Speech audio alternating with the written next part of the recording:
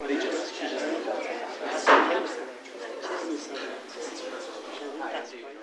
would like to call the meeting to order of October 16th. If you would stand for the Pledge of Allegiance and a moment of silent prayer.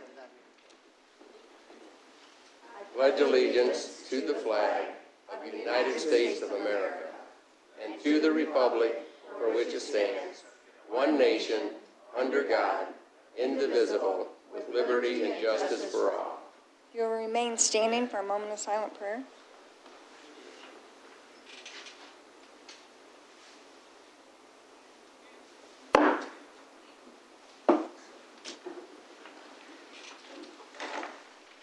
Welcome, everyone. The first item on the agenda are the public comments. If you would go to the microphone and give your name and address.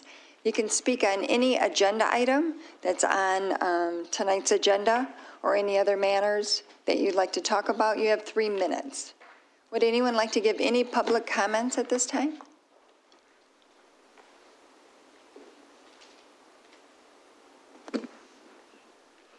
My name is Arloa Kaiser. I live at 1421 Melvin Street, and I am still opposed to the snow removal ordinance. That is a possibility.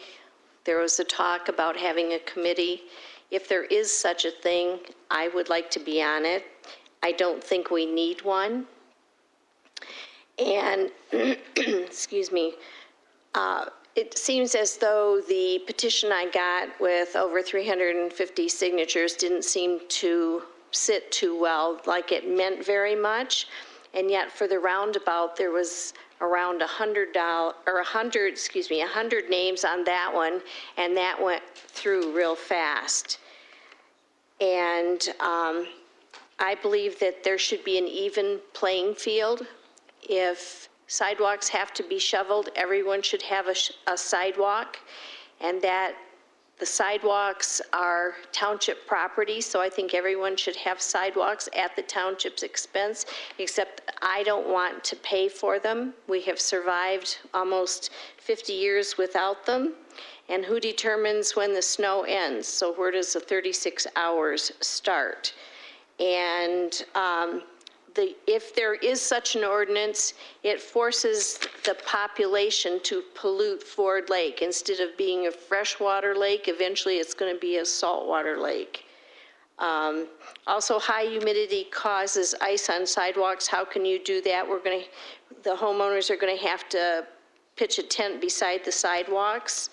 And like I said, we haven't needed them for 50 years, and to my knowledge, there has been no incidences of accidents and that type of thing.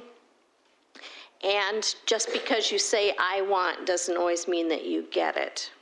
Thank you. Thank you, Ms. Kaiser. Are there any other comments? Any other public comments?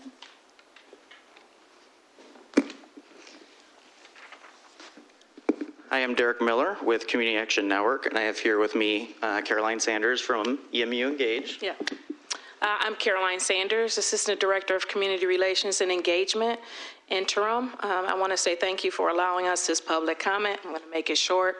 I have met with 2 of the trustees and sent the information that we will be sharing with you, and I appreciate your time. Thank you. And I also have with us Mr. Northrop, who's the principal of Brick Elementary. So I'm going to try to make this as short and sweet as possible. So Community Action Network has been working in partnership in Brick Elementary, offering an educational summer camp, as well as doing some volunteer recruitment, training, and placement for their faculty for the last couple years. And our agency has a great opportunity to be able to expand within that community. The superintendent's office has moved out of that facility and has been able to provide that space for free to our agency to provide year-long programs and services. And so our agency actually has a very long track record. We've been around for over 30 years and have had incredible impact throughout the community. More specifically, our agency has a 97% high school graduation rate. Our youth, on average, attend 8 more school days per student per year compared to their economic peers. And last fiscal year, we ended up doing over $1.5 million worth of food resources in partnership with food gatherers. And so our agency has this wonderful opportunity out of Brick Elementary to be able to set up this on-site community center, being able to provide after-school programs, continue on with our educational summer camps and our volunteer recruitment and placement. Just for some additional context, currently we're hoping, and we're reaching out to several different folks, but specifically with the Ypsilanti Township, looking between 10 and 25,000 per year for a 2-year trial period. To see what type of impact we can leverage with that. In your packet, you'll also see that there is a more thorough breakdown. Ultimately, we're seeking a total of 50,000, and what we believe and actually know we'll be able to leverage at least another $100,000 worth of resources. There's a breakdown of those additional $100,000 worth of resources. Part of how I know that impact and that those resources are going to be there, for some extra context, our agency actually has contracts with City of Ann Arbor Parks and Recreation to manage the Bryant and Northside Community Center. That contract is currently $130,000, and annually we've been able to have well over $300,000 worth of additional financial resources pumped in that community. In just one of those facilities, the Bryant Community Center, we do well over $1 million worth of goods and services. We have similar contracts with the Ann Arbor Housing Commission in managing several other public housing site community centers as well, and that relationship is hoping to expand. I believe there's this amazing opportunity here to be able to make a big splash out of the Brick Elementary School. For some additional context, the school itself is considered the lowest academically performing school in all of Washtenaw County. There's a variety of reasons for that, but I also think that that is actually an opportunity to turn that around and really could truly be a rallying cry for this community and showing what kind of change can occur in true partnership. All right. Thank you. Thank you very much, and thank you for the information. Are there any other public comment? Hearing none, we'll go on to the consent agenda. We have the minutes of the August 24th closed session, September 18th work session, and the regular meeting, and the September 24th, 28th special meeting with some changes that were discussed in the work session. Second. Motion Rowe, support Gerald Rowe to approve the minute with changes. All in favor? Aye. Opposed? Motion carries. We have statements and checks and the Treasury's report for August of 2018. I thought I was making a motion for the consent agenda. Oh, okay, Is that okay if I rephrase that? sure. Motion to approve the consent agenda with the changes as outlined on the minutes. Second. Motion Rowe, second Ross Williams to approve the consent agenda with the changes. Questions or comment? All in favor? Aye. Aye. Opposed? Motion carried. Attorney's report, do you have any general legal update, Mr. Warner? Madam Chair, there was a brief mention during the work session about the status of the 2 schools that YCS still is not demolished, and I understand, I think we all understand they have a sinking fund millage proposal on the ballot requesting 3 mills, which I believe they have indicated they intend to use some of that for the demolition of Thurston and Kettering. At the same time, we're looking at a Plan B, well, I should say Plan A, because the Township Board has already authorized what to do with those 2 schools. And I don't think it was the wrong thing for us to do, to take them at the word they were going to proceed. But at this point in time, we're also waiting to see what happens come November. But in the meantime, I did advise the board that Kaiser School, which was going to be vacated at the end of August, has now been sold by the school. We were not involved in that decision. We have been promised that in the future we would be part of any use of these schools that might run afoul of the township's zoning ordinances. That school has not been sprinkled and has been under NOV since May of this year, and actually even before.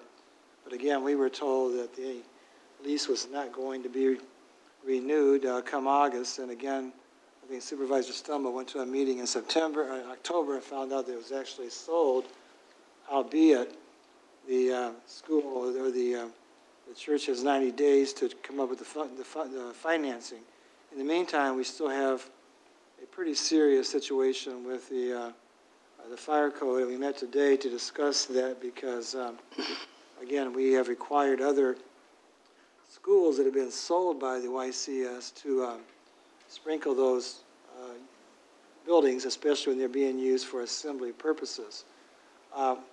Also found out that a portion of the Will Run School, middle school building, has also been leased. And that, of course, goes along with the fact that it's being used also for some kind of a for-profit baseball training exercise location that also runs afoul of the township's zoning ordinances. And again, we were promised that we would be consulted when these things came up on their agenda.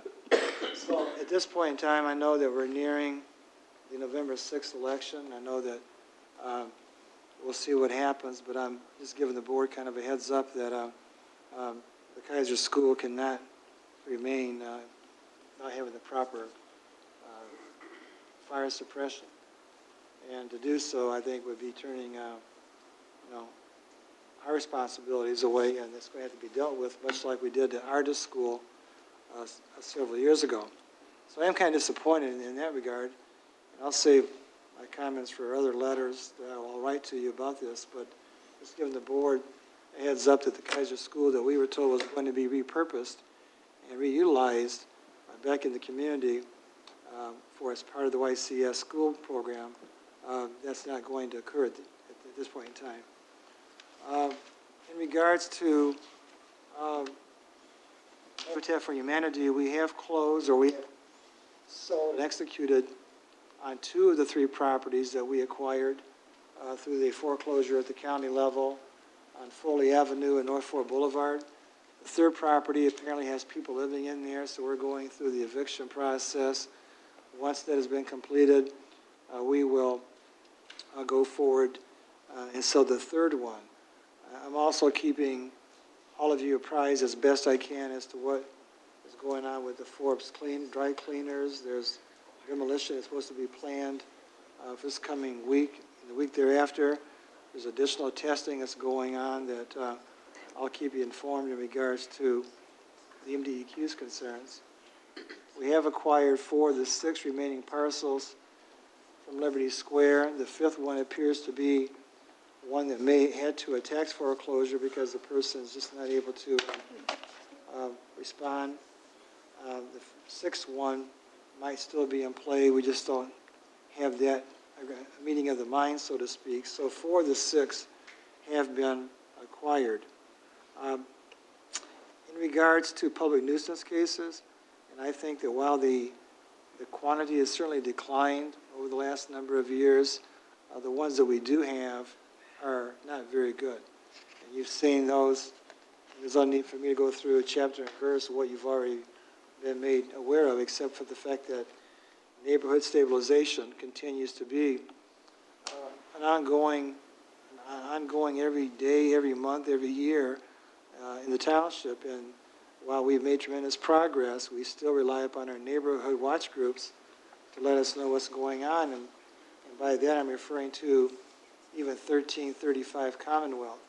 I think Mike and Bill Elling and Denny from my office and the Washtenaw County Sheriff's Department put together a great presentation of witnesses that were going to testify about the drug dealing that was going on at 1335 Commonwealth, and the fact that the property owner, that while he was a landlord and claimed he did not know what was going on in the house, we had established through their efforts that we had very good witnesses that could testify otherwise. And based upon that, I believe that order was entered. You received a letter. Mike, I think that was a 6-month padlock order, But this person that had the padlock order on Commonwealth owns 13 houses in the township. So the message to him really, it's like sending the one message 13 to 13 separate property owners. He has 13 properties in the township, and he now knows that if he's going to lease his properties to people who are going to sell drugs, then we will, it comes to our attention that through proper investigative channels and search warrants, etc., if we find evidence of that, we will padlock this because the community cannot afford to have a house next door operating as a drug house, under any circumstances. And we're trying our best to keep up with it. But again, a lot of credit goes to the neighborhood for bringing this to our attention. And finally, I did receive today a letter from Tom Daniels. He's the attorney for YCUA. He's getting ready to file a lawsuit against Trenchless Solution. They're the ones who are doing some kind of work out here at the township last year, and they somehow blew apart your fire hydrant and caused some significant damages, and the township was sent home that day. And they owe Yucca about $13,000, and according to our calculations, it was close to $4,000 in lost wages that the township incurred that day for having to send workers home. Tom has prepared the lawsuit and simply has requested or inquired as to whether or not the township he can have the township's name as a plaintiff to this. I think it would be a good idea. Tom has done all the work, has the videos, and I think it also, again, shows the ongoing solidarity of the township and YCUA when it comes to working together. In this case, they owe both entities money for their negligence, and the insurance carrier has not complied, and I know YCUA is determined to recover those funds, and I think we should support them by lending our name to this lawsuit. So I did tell Tom I would talk to the board this evening. He wants to file the lawsuit regardless this week, and unless the board has any objections, we can consider it. If not, then I'll just let him know one way or the other tomorrow what the board's decision would be on that. I think you should, because again, they did cause the board to be, the township to close that day, and workers were sent home, and they were paid rightfully so because they were sent home because of that, but we should be reimbursed. If we join in that lawsuit, are they going to pay legal fees? Because if it's only $13,000, that's... But Tom's asking that they also be reimbursed the attorney fees by. There's a strategy that he's got worked up that I think if they don't pay immediately, then I think that we're in a position to get the attorney fees. So so he's going to be seeking that as well, but he's got to file the lawsuit first before he can execute the strategy that I don't want to reveal, but he's got a good strategy. If they pay us when we file the lawsuit, fine. If not, then we'll be asking for attorney fees. So I'm sorry I didn't catch the name of who you're asking. YCUA, perhaps it's the township versus Trenchless Solutions. Trenchless, like you're digging. Trenchless? Trenchless. Yeah, and there were dollars for the township as well. Yeah, we had about 4,000 in lost wages. Maybe I don't know if you have any other losses or not, but he got the lost wages. So.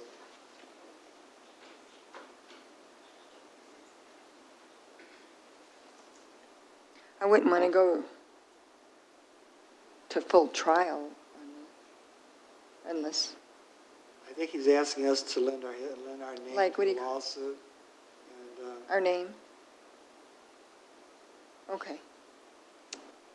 Because we did ask for damages as well. Is that why?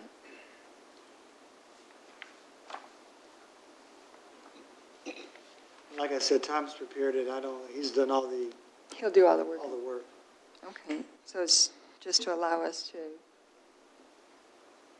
join. Be a co-plaintiff in the lawsuit seeking our damages for lost employee wages and any other incidental costs associated there too. But again, Yucca's filing the lawsuit regardless because they're out about 12,000, maybe more.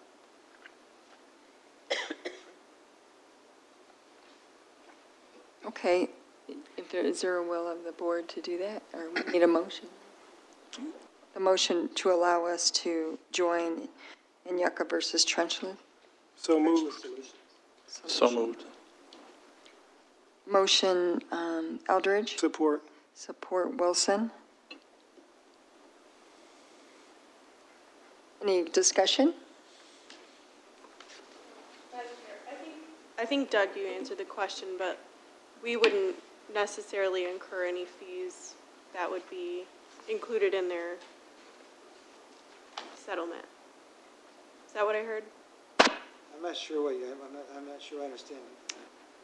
Like, what, if we are added to the lawsuit, our legal fees will be included in their settlement, and the company would hopefully be reimbursing us for them? I'm not really expecting to really have a lot of any attorney fees incurred as much as just having our.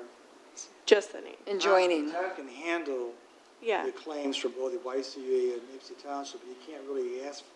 But will he want, like, us to pay him? Or, No. I don't know if I'm asking in a politically correct way. I think I understand what you're Okay. saying. You're asking that would, if we proceed and they ask for attorney fees, would our attorney fees be included in that request? Right, or would Tom, like, send us an invoice for? No. Yucca pays for Tom Daniels, Okay, and then ours is for Douglas. We could sue them now in small claims court, but I don't think it's, but I think if he can handle that in his lawsuit, let him handle both. And whatever we get back is going to be more than what okay. we have. And I don't think it's worth us to spend $5,000 to get Right. $3,000.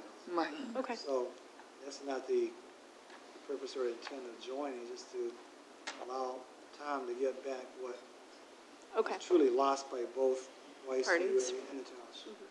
I know that Tom Daniels feels very strong about this, that they've damaged it, they're supposed to pay for it.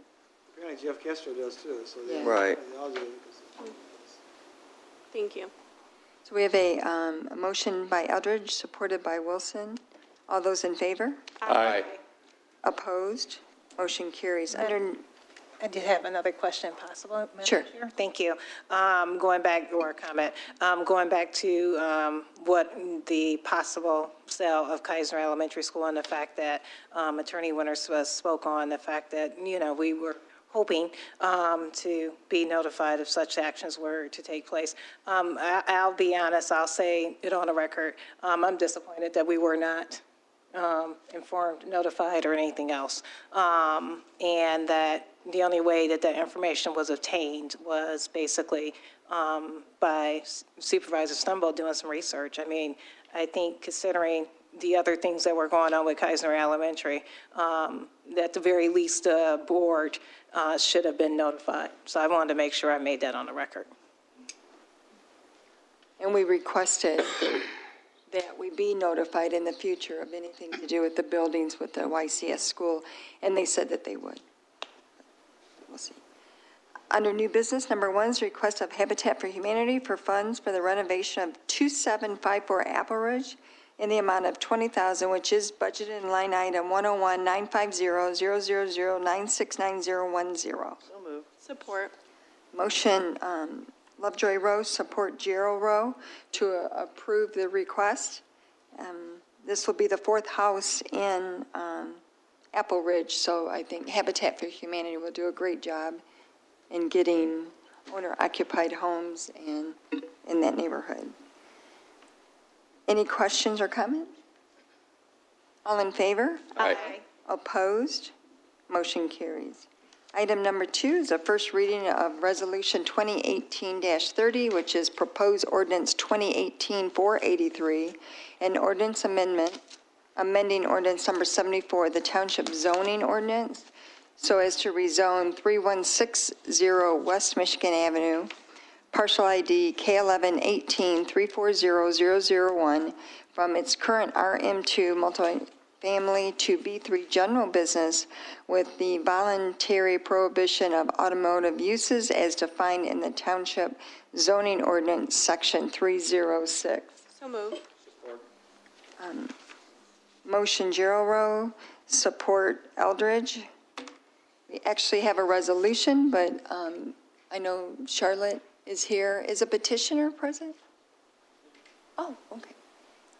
Would you like to, if you could give your name and address just for the record, the person who types the minutes are not in this room, so it would be Understood. Hi, my name is Miodrag Rakic. I'm the petitioner, And we would like to have this property rezoned so we can actually build a tennis center that has 5 indoor and hopefully 6 outdoor courts. Of course, it's going to go through the planning process, so we'll see what we end up with.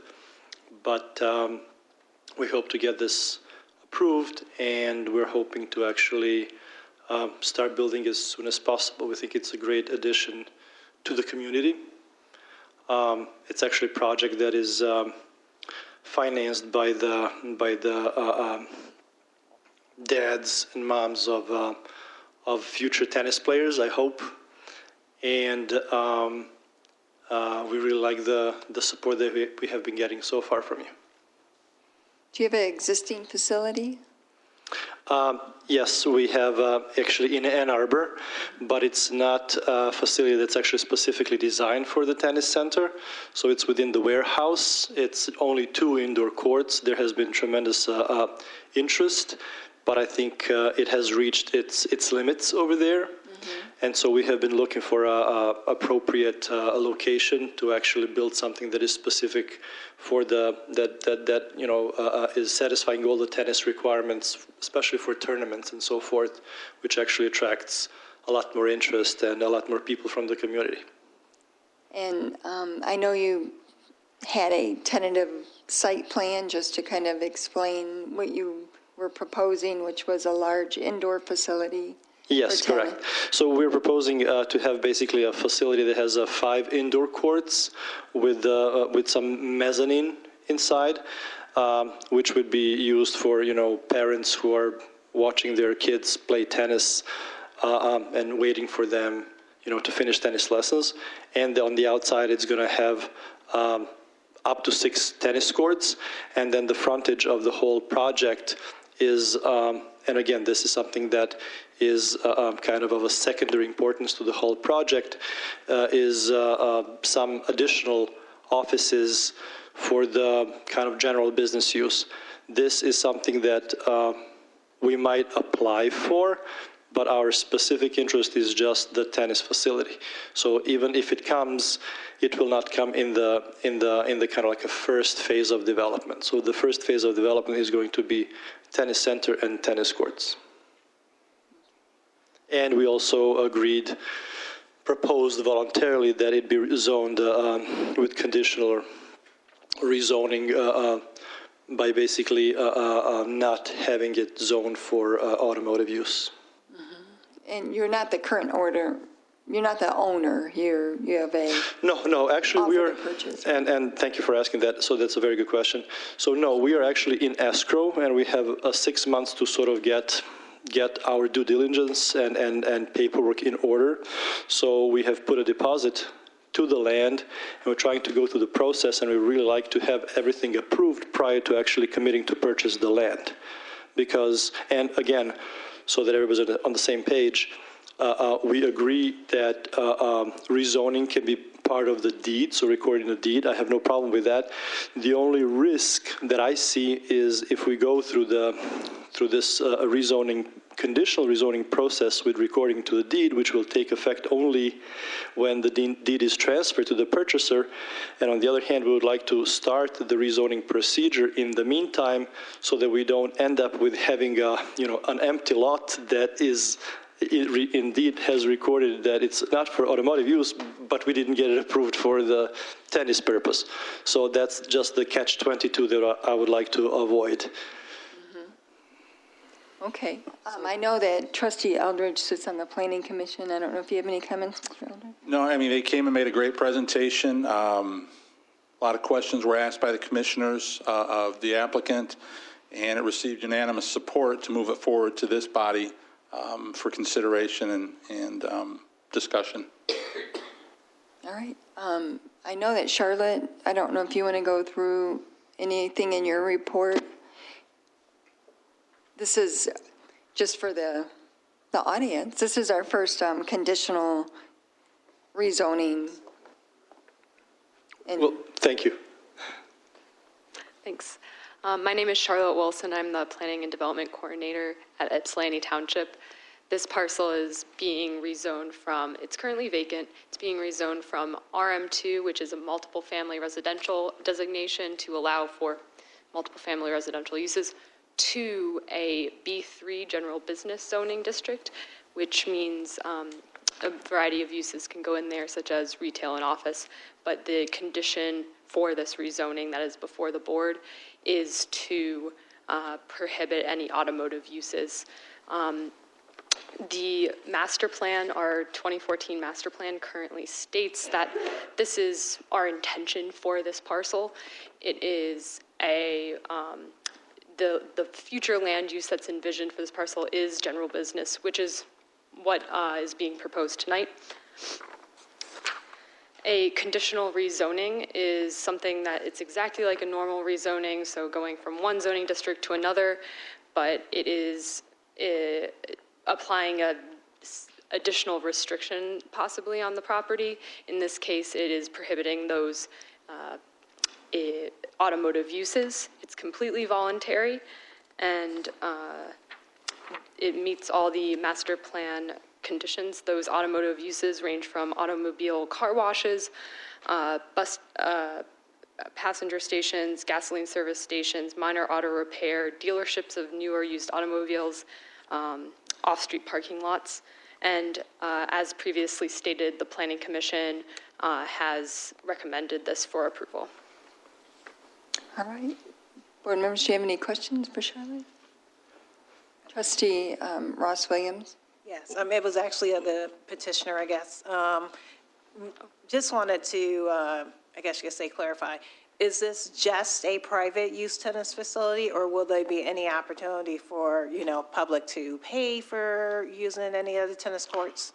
Oh, yes. This is envisioned, and basically there's already an existing tennis facility called Ann Arbor Tennis Academy, and it's open for public use. Anybody can come in and actually get coaching, and they can rent out the tennis court. So that's going to be, of course, a big part of it. Okay, thank you. Madam Chair. Thank you. Yes, Trustee. I'd just like to say thank you so much for choosing Ypsilanti Township to sort of be your new home for this, and we're excited about all the great things that'll come from it.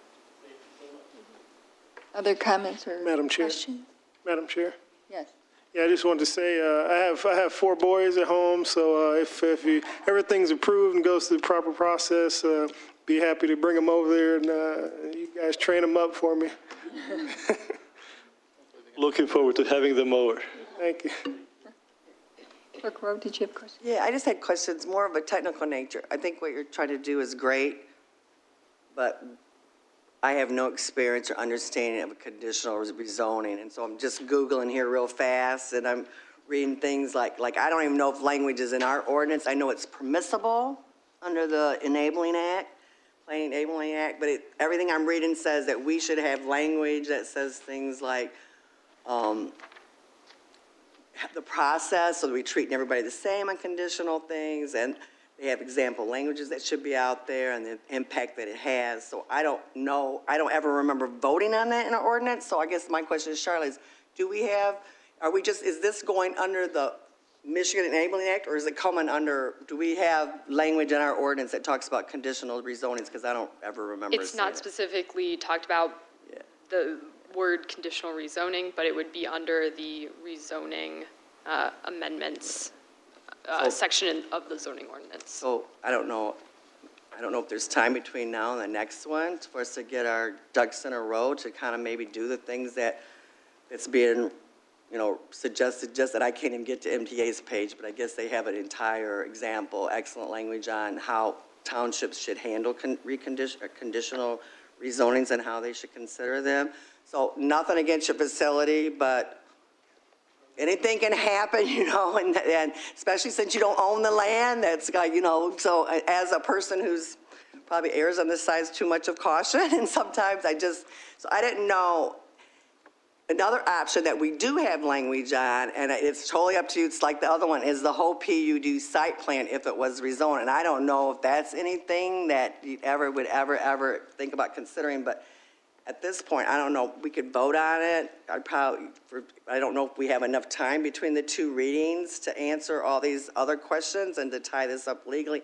I'm not comfortable right now that there's nothing that would stop you from just flipping the property once we do it B3 and make a whole crap load of money, which there's nothing wrong with making money, but, and I know that I've always been trained, you don't vote on the project, you vote on the zoning. And would you want to have every single B3 thing that could happen there? And then I'm also really concerned, we're spending a fortune and doing a lot of good work that has to be done. It's a good fortune, a good use of taxpayers' money to decide who we want to be when we grow up specifically and, you know, and through 2040. And I don't know if that, I know a lot of stuff we read says there's not enough multiple housing, which is how it's currently zoned. So a piece of me is like, okay, do we throw away this huge piece of property, you know, that could be done some other way when we have no guarantees that what you are saying, and there's no, I mean, it's right, you have a right to ask, you know, but there's no legal guarantees that, you know, I think for a board member who's been here a long time, I've seen it happen where you vote on something, somebody just sells the property and you just basically, you know, made them, you know, exceptionally anyways, my biggest thing is that we don't have it in our ordinance, and we're coming under the state thing. That's not how we normally do things in the township. We normally are the, you know, out front in terms of, like, if it's conditional rezoning, we normally have the 5 things that you got to do, A, B, C, and D. So I don't know, maybe there's another way to get me comfortable. I don't know what it is, but right now it's just, I'm not really comfortable. So I will vote on this reading because it sounds like most of the board is, and we'll be looking for some kind of direction to tie things up to make them, you know, where we could get things in a better situation so that we know the tennis club would actually really happen, you know. And that if not, it's not zone B3 for whatever anybody else wants to do there. So. Understood, and I don't know enough about the process either, unfortunately, so, but, you know, our agent Tom, he has a little bit more experience, so maybe he can say something about it. On our end, what I do know is that if we zone this for anything else other than tennis, we would not be using it. So it's going to be useless for us if we zone in such a fashion so that tennis is prohibited. So that's all we're interested for, which is why we have suggested all the conditional rezoning and so forth. And what is the actual mechanism, how that's enforceable? Unfortunately, I don't know it, but we're very open to it. And I believe it has been suggested on the council meaning that there is a way to do the conditional rezoning somehow. So, but I think Tom might have a little bit more information. Good evening, Tom Stackler. I'm a broker at Real Estate One. I represent the purchasers on the property. I believe Mr. Winters and Mr. McLean have already proposed and gone over the conditional land use, and I think we've provided some copies for attachment to the ordinance there.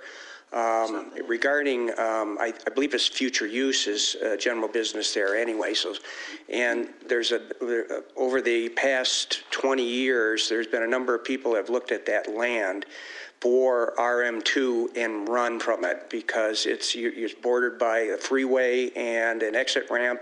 You got wetlands on half of it on one side with bugs and mosquitoes, and you've got a facility there with a car wash, gas station, and mechanic space right in the heart of it. So it's a big donut there. So it doesn't really make a lot of sense for RM2. Nobody really wants to live there on the freeway with that kind of noise and with the ambiance that's about it right now.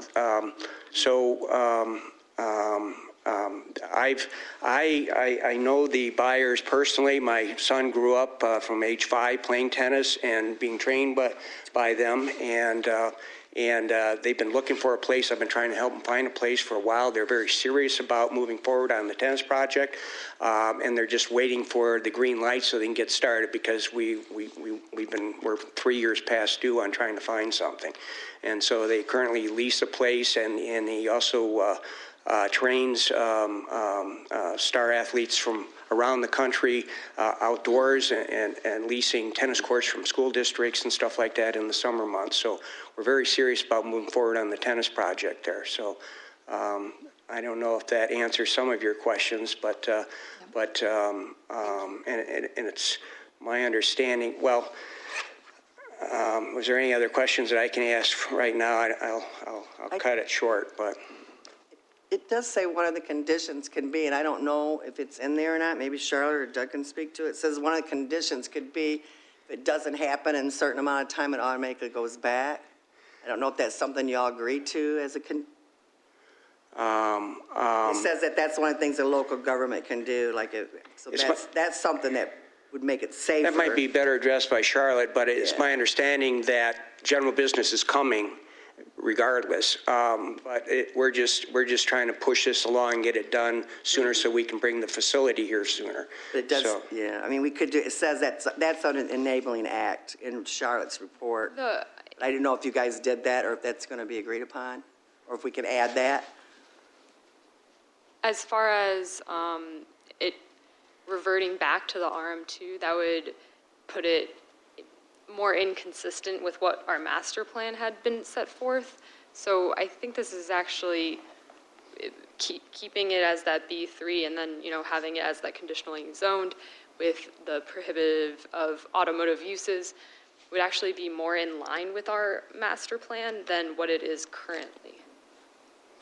So your recommendation is that we don't try to have any kind of conditions as allowed under the state? As far as time period, and I think that the time period would actually be restricting that prohibition of automotive uses, and I don't think that that would be appropriate. It's your opinion, but it's allowed. That is my opinion to the board. As a planner. Yes, Okay. sorry, as the planner. No, thank you. Yes. Any other questions or comments? I do understand Clerk Rowe's concern. I do appreciate, though, the conditional aspect where you would be allowed to have these uses, and you're saying we're not going to do it, and it's deed restricted. So that goes with the property, correct, Mr. Winter? And if it's deed restricted? Well, it does, it will run with the land, but I think maybe help just kind of frame the issue a little bit, maybe clearer, is that what you're really asking, and the board is being asked to approve a conditional rezoning that will allow B3 uses, but for the automotive uses that have been carved out. So it's a B3 rezoning request minus the automotive uses. The deed restriction I saw does make mention of the uses as defined in the Ypsilanti Township zoning ordinance. That might have to be beefed up to include the uses as they currently exist today or as amended in the future. That's not a big problem. I just want to make it quite clear that the applicant is the one who tells, who submits in writing what he's willing to do voluntarily. Right, that's appreciated. And yeah. what he's asking, what he's saying that they're going to do voluntarily for this board, so there's no misunderstanding, it'd be a rezoning from what it currently is, RM2, to B3 minus any automotive uses. So whether or not there would be a tennis facility built there remains to be seen. It maybe have any number of reasons that may or may not come to fruition, but the rezoning is going to be from a B3, again, minus the automotive uses. So that's really what you're voting on. And we did take Mr. McLean's, he requested some changes, and we did complete that, and that's the copies that you have. I might suggest a tweak or two more, but you're And on. we have a second reading in order to answer some of these questions and tweak it as we say. Just strictly from a zoning standpoint, it's master plan for future land use as B3. Normally, we would have a proposal that people bring to us for rezoning that goes hand in hand with it, but I do believe that because it's master plan B3, you have a right legally to request it, and the fact that you're restricting it is helpful for me, and I think a lot of board members, because when you think of B3, you only think of gas stations, and it's very hard to develop that site. There's been several people to try it's because of the entrance, and there's only one way in, that you have to use the same entrance to access that property, correct? Right, and it's already B3 effectively there anyway. So, Right, you know, right. And I agree with Ms. Wilson that it's consistent with the vision of the future of that corridor. So, Right. and it's very exciting at the possibility of having a tennis facility, but I know that that could possibly not happen as well. Well- We just have to vote on the rezoning, not on the use right now. Right. And I understand that you don't know the petitioner or us, and things could always happen tomorrow, but it's our sincere intention to move forward as quickly as possible, as soon as we're just waiting to get back to the Planning Commission. And So. And I did do a little phoning just to get some feedback on your facility, and it was nothing but rave reviews on what it has done for the kids as far as preparing them for professional as well as recreational. And so I think it's excellent location for a facility like this, actually. Yeah, to give you an idea, the kids, they get dropped off there in the morning. They can stay there all day. They train them. They're serious. playing matches. They have friends. They eat lunch. They have physical training that they're taught, and the parents come back and pick them up at 5 or something like that. So it's a great life and great experience for the kids. Do you do pickleball as well? So. I haven't. Yes, okay. But we can. Well, because that's very, very, very popular, so. Right. All right. All right. Well, thank you very much. Do I need to read them?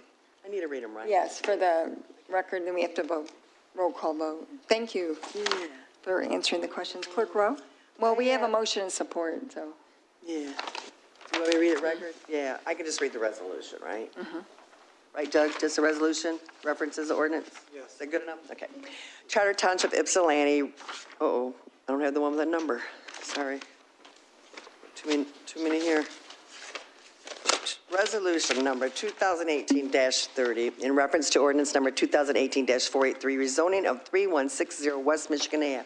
Whereas at its regularly scheduled meeting held on September 25th of 2018, the Charter Township Ypsilanti's Planning Commission recommended that the Township Board approve a voluntary conditional rezoning request pursuant to MCL 125.3405 for certain parcel property comprising 20.570 acres, commonly identified as 3160 West Michigan Ave, parcel ID K-11-18, 340-001 from RM2 Multiple Family Residential Zoning District to the B3 General Business Zoning District with the prohibition of automotive uses as defined in the Township Zoning Ordinance Section 306 with a deed restriction freely and voluntarily offered in writing by the applicant with deed restriction prohibits the described automotive uses. And whereas proposed ordinance number 2018-483 rezones 3160 West Michigan Ave, parcel ID K11-18-340-001 from RM2 to B3 District Zoning Classification with the voluntary prohibition of the automotive uses as defined in the Township Zoning Ordinance Section 306 with the stipulation that a voluntary offered deed restriction consistent with the prohibitive uses, automotive uses be recorded. And whereas the Township Board agrees that the rezoning is appropriate, now therefore it be resolved, the Charter Township Ypsilanti hereby adopts and incorporates by reference order number 2018-483 attached hereto by reference in its entirety. I would so move resolution 2018-30 and in reference to ordinance 2018-483, the rezoning of 3160 West Michigan Ave from RM2 to B3. And between now and the second reading, that we would add specifically those uses that are prohibited in the resolution and ordinance, and also they'd be included on the deed restriction. I would so move it. Support. Motion Rose, support Doe. We did have a motion for approval, but would you mind withdrawing that? No, I can take mine back. No, we'll take her. Oh, okay, thank you, thank you. All right, Everybody wanted to make your motion. okay, we have to do a roll call vote because that's an actual ordinance change. Gerald Rowe? Yes. Eldridge? Yes. Ross Williams? Yes. Lovejoy Rowe? Yes. Stumbo vote yes, Doe? Yes. And Wilson? Yes. The first reading is approved. And I also want to say that the Planning Commission did a very good job, too. Thank you. An excellent job on making this decision. And Round one down. number 3 is a request of Mike Radzik, OCS Director, for approval of the amendment and letter of Did I forget one? No. Yeah. Okay, I'm sorry. Number 3 is Letter of understanding. agreement. Yep, to the police services contract, increasing the scope of services to 38, setting police services pricing through 2022, and extending the term of the contract to December of 2022 to be budgeted in line item 266-301-000-831-000. So moved. Support. Motion Rose, support Eldridge. Are there questions or comments? We discussed this in the work session. I don't know if there was any questions of Mr. Rancic then on this. Okay. Be happy to answer any if there are. Just one, Madam Chair. Yes. I know right now this is looking to possibly, again, go up to 38, but if there need to be any changes, does this allow for any increase of deputies over that 4-year period, if so was approved by the board? Yes, the board can at any time request to alter or change the scope of service up or down from 38. Okay, thank you. Mike, I'm sorry. Does it have an out clause if we ever needed to get out?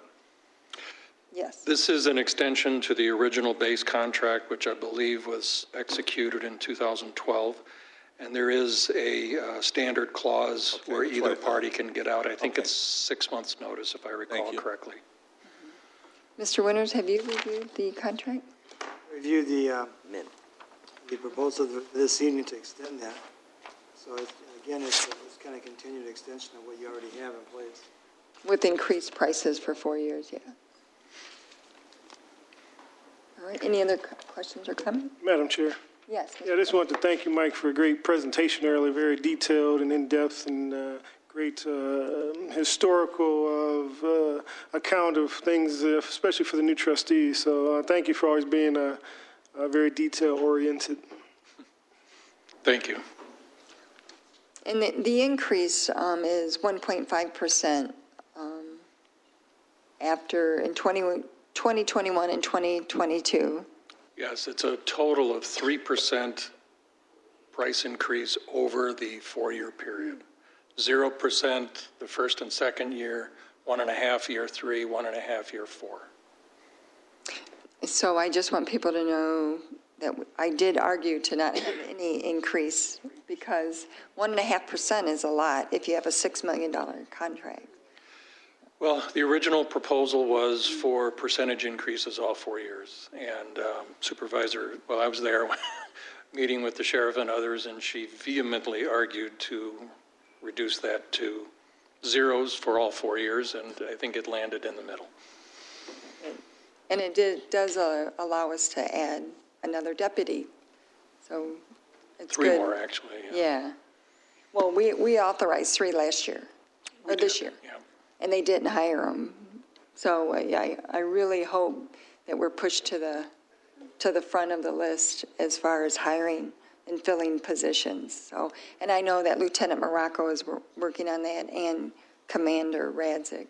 But Well, we are their largest and longest contracting partner since the 60s.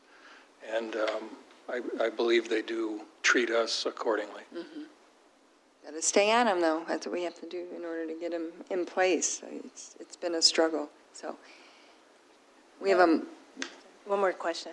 I just wanted to double check also, this basically also includes any additional costs with that increase. So they will not come back to us in 2 years and say, you know what, we had underestimated our costs. And so with that, we need to, revisit the extension agreement. I just wanted to double check. no. Mr. Winters can weigh in, but I believe any changes to the contract require the consent of all parties. Okay.